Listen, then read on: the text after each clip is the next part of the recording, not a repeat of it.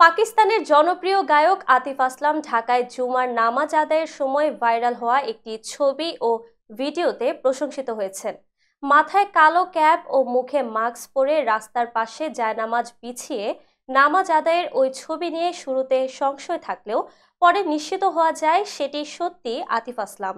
শুক্রবার ঢাকার আর্মি স্টেডিয়ামে ম্যাজিক্যাল নাইট 2.0 কনসার্টে গান পরিবেশনের আগে দুপুরে জুমার নামাজ আদায়ের জন্য বের হয়েছিলেন তিনি।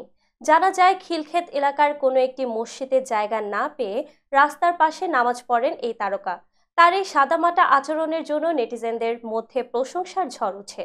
গায়ক ও সুরকার লুৎফর হাসান ফেসবুকে বিষয়টি শেয়ার করে লেখেন, উপমহাদেশের সুপারস্টার হয়েও আতিফ আসলাম রাস্তায় নামাজ আদায় করেছেন, যা আমাদের জন্য উদাহরণ। কনসার্টে রাত 9টায় মঞ্চে ওঠেন আতিফ আসলাম। চুক্তি অনুযায়ী 1 ঘন্টা 20 মিনিট পারফর্ম করার কথা থাকলেও দর্শকদের ভালোবাসায় 3.5 ঘন্টা ননস্টপ গান পরিবেশন করেন তিনি। স্টেজে উঠে তিনি জানান, বাংলাদেশ তার দ্বিতীয় বাড়ি। আতিফ আসলামের এমন সাদামাটা ব্যক্তিত্ব ও বাংলাদেশ প্রেম তার ভক্তদের হৃদয় ছুঁয়ে গেছে।